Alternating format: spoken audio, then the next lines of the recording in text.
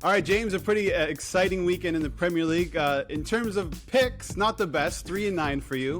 But you did take Chelsea on the line, and I did as well. Minus 134, I thought that was good value. I know West Ham has been good, and last week we talked about how, at least I did, how maybe this run is over. This run to the top four is over for West Ham, and they proved me wrong. For Chelsea, I think we saw the best and the worst, and on Sunday they just ran into a team that was ready to fight and had quality all over the pitch. Yeah, you're right, and fight's a great word, and I love seeing that from this West Ham team. Whenever we discount them this season, they seem to kind of bounce back and show us they're a legitimate force in this league. You know, great job for David Moyes. Now, they did benefit from some real luck in that game as well, let's be honest. I mean, the winning goal by Masiaka, I mean, listen, it was a cross. Let's not kid ourselves. Even David Moyes post-match was laughing about it. But they really played Chelsea hard throughout the entire game. And I think we've been kind of seeing maybe this result on the horizon for Chelsea for a couple of games maybe. Not at their strongest at the moment. And Mendy, the goalkeeper, who's been just brilliant since they signed him a year or so ago, he's been making mistakes the last couple of games too, some errors, and we really saw that once again in this match. So he's in a bit of a rut. He'll bounce back, but you know, we've been talking about, you know, the other sexy teams in the Premier League and how Chelsea just keep on winning. Well, now we're seeing them slip a little bit. They'll be just fine. Don't get me wrong, but I think we just have to give West Ham credit here. That stadium was great. The atmosphere was great. The fans have really jumped aboard the bandwagon, so to speak. And I think it's good for the Premier League, despite me getting it wrong in the picks. Chelsea are dealing with a ton of injuries. And Conte, Kovacic, Chalobah was out as well. So that's huge. I just want to touch on quickly your thoughts on Romelu Lukaku. Because I watched him come in the second half, and I felt like Chelsea played worse. He didn't have many touches in the box. They didn't really play to him. And I think maybe they don't know, or they're not used to playing with a proper number 9, that it might take some time for Lukaku to gel with the rest of the team. It's really weird, isn't it, Albert, how they signed him for almost 100 million, and he looked good in the first game, and then a couple of games not so great. Then he got hurt, and they really are very slowly are getting him back into that 11, right? I mean, I think he's been a sub for the last 3 games now. I thought he would start this weekend, because you're right, they have to rely on him, have to rely on that poacher in front of goal, a different kind of player to the other players they have there. And with all that creativity, I think they'd love to have him there. But yeah, it seems that they don't quite know how to use him just yet, or they're not familiar with him. And that's got to be a big concern, I think, for Chelsea fans, because he was brought in and we all thought, well, there you go, he's the final piece of the puzzle. And so far, he's just made that puzzle a little bit more complicated. I think they'll figure it out. But, you're right, the injuries are an issue there, but they've got to find a way to ease him into the side and make him feel comfortable, because he doesn't look comfortable either at the moment. Yeah, once he starts firing, then Chelsea's going to be even better. And let's not, get it wrong. Chelsea can beat any team on their day. They're that good of a team, especially when they're healthy. Liverpool weren't at their best, but they pulled it off. Once again, Divock Origi, you had Liverpool on the line. I thought Wolves were fantastic, especially defensively. They looked great. Connor Cody was great. Kilman, Romain Saiz, they just looked so good. But in the end, I mean, you just saw Liverpool, they just don't stop fighting. I feel like we saw the Liverpool from a few seasons ago with the pressing, healthy Liverpool, and when they're at their best. And even if they leave it to the death, they can still get it done. Yeah, I think it's a really important win for them, because they smashed 3 or 4 goals past so many teams. And they're smiling and dancing and happy. But now and again, you need that little bit of adversity in the match. And they've got to find a way to pull a result out, from the clutches of defeat or of a draw, so to speak. And they did it this weekend. I'm with you. Wolves were really good. They're a good team, Wolves. Don't kid yourselves. They're a great defensive side, and they're brave. Some of those blocks, Connor Cody in particular, was frightening to watch.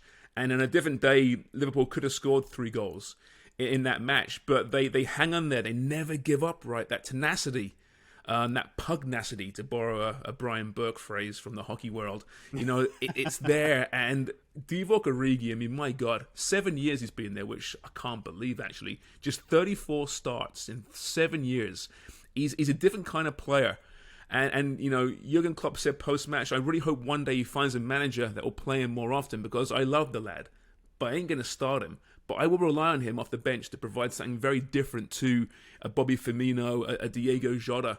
And he scores another huge goal, So, Barcelona in the Champions League, 2 goals. Spurs in the Champions League final. The Goodison Park, and the Merseyside derby, he scored a goal. He scored at the death against West Brom as well earlier in his career there. He scores late goals. He is that difference maker when you need him. And he might not be around for much longer, I guess, but we keep saying that. He keeps, staying around and re-signing contracts.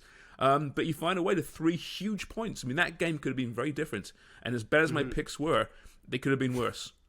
Yeah, and obviously the title race is blown wide open right now. But that was, as you said, a huge 3 points. But back to Origi, it's rare to find a player who's happy or comfortable coming off the bench and playing in that role. I mean, that's an important role, and there's a lot of pressure in that situation as well, where you're only making cameos for 5, 10, 15 minutes, and you're playing in the odd, maybe, Champions League game that really doesn't matter. To do that, I think a lot of credit to Divock Origi. But anyway, Tottenham Hotspur, Conte, slowly but surely, is turning that into a Conte team. Yes, they played Norwich, but they look very good. No Kane on the score sheet, but everybody else around him is doing their job now.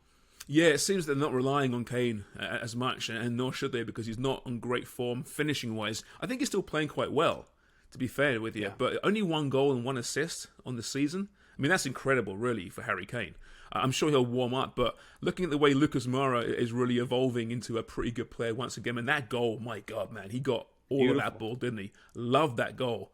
The little 1-2, and then the patience, and then just roofing it top shelf.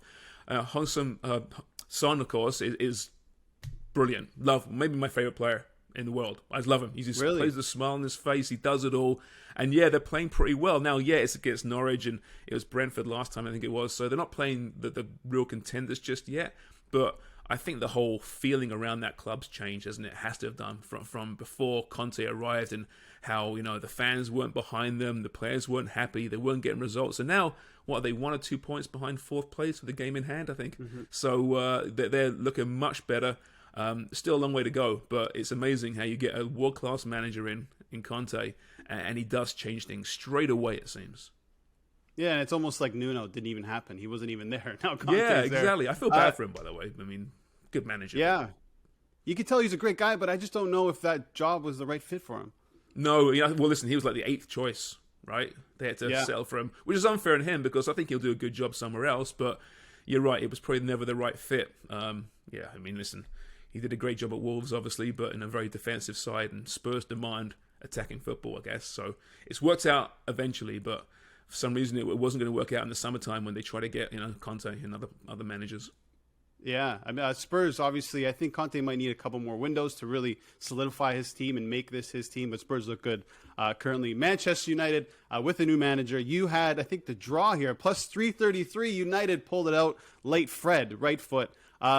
Your thoughts on the new Rangnick Manchester United, and have you seen improvements just in, this, I would say this game, but really it's been 2 games where he's kind of had his hand on the team. Let me just say, I got a draw in this game, right? And I was wrong. But yeah. Fred scored the winning goal, and a great goal it was. Who could ever have predicted that?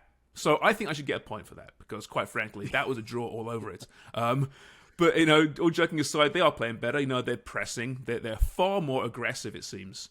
Even Ronaldo was aggressive, and there were moments where he wasn't, of course, but he played well. And the fact that Rangnick, chose to start him in his first game, first major game actually in charge of the team, speaks volumes. I don't see why Ronaldo can't press. I mean, he's a physical freak, he can do it if he wants to. And he played pretty well in that game. But overall, I think, we're seeing this aggression, and maybe they ran out of energy later in the game. Listen, it's hard to play that style of football when you haven't played it. Fitness levels have to be up a certain level, and that will take some time. But I just heard now that they've just signed Chris Armas as Michael Carrick's replacement of TFC fame, of course, or infamy, perhaps. So there's lots of changes there right now. And listen, early on, they've got some results now. Rangnick seems pretty happy right now. He's making some changes, and the players seem pretty happy at the moment. So that was a big result for them in the end. Yeah, once I think Paul Pogba comes back into the mix, and Rafael Varane, there's still some really good quality players, and top 4 is up for grabs. West Ham, Spurs. I mean, for you can sure. throw Arsenal in there. And I mean, listen, we criticize United, right? But look at the players on available to him, they're really good players. And it hasn't worked out for whatever reason. They were second last year, of course, so they're not that far removed from a half-decent campaign. I'm really curious about Pogba, by the way, Albert, because we know what he's done so far. A bit of a coach killer. Is he going to buy into the Rangnick methods? I hope so, because Pogba can be just a joy to watch. But when he's not, right? And he can drag a team down. So that'll be interesting when he gets back. Quick way to wrap this up. As of right now, as of this weekend, who's your champion? Still Man City. I mean, still Man City. Just purely from a depth standpoint. You look at this past weekend. Their front three: Grealish, Foden, Sterling. No De Bruyne. No worries. And that's the difference. I think the depth will, in the end, be the difference between them and Liverpool, and maybe a Chelsea. I mean, Chelsea's pretty deep as well, but I do fear for Liverpool a little bit with the African Cup of Nations and losing Salah and Keita, of course, and Mane, of course.